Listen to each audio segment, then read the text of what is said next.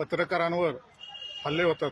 त्याचबरोबर आमचे पत्रकार मित्र बघाबघाचे संपादक महेश पवार यांना आज अज्ञात आणि धमकी दिलेली आहे। तर हा पत्रकारितेवर हल्ला आहे असं आपल्याला वाटतं का?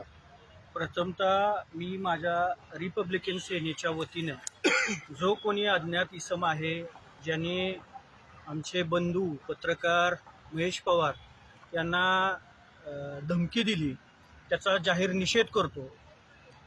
महेश पवारांविषयी अख्खा सातारा जिल्हा माहिती आहे, प्रामाणिक पत्रकार आहेत। तळागाळातील लोकांच्या अडचणी आणि प्रश्न मांडण्यासाठी त्यांची धडपड असते। त्याच्यासाठी वेळप्रसंगी कोणत्याही पक्षाची, कोणत्याही नेत्याची, कोणत्याही व्यक्तीची पर्वा न करता सत्य समोर आणतात।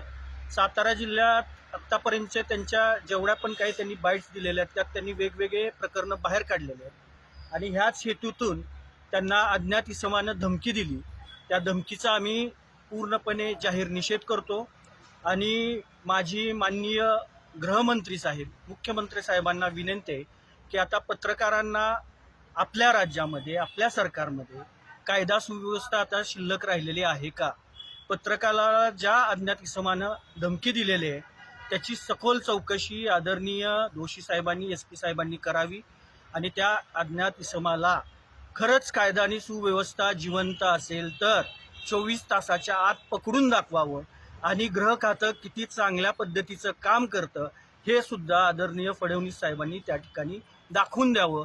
त्यांनी 24 तासाच्या आत त्या अज्ञात इसमाला पकडावं अशी आम्ही मागणी करतो आणि इथून पुढं या सातारा जिल्ह्यात पत्रकारांना अशा पद्धतीच्या धमकी देणं कितपत योग्य आहे?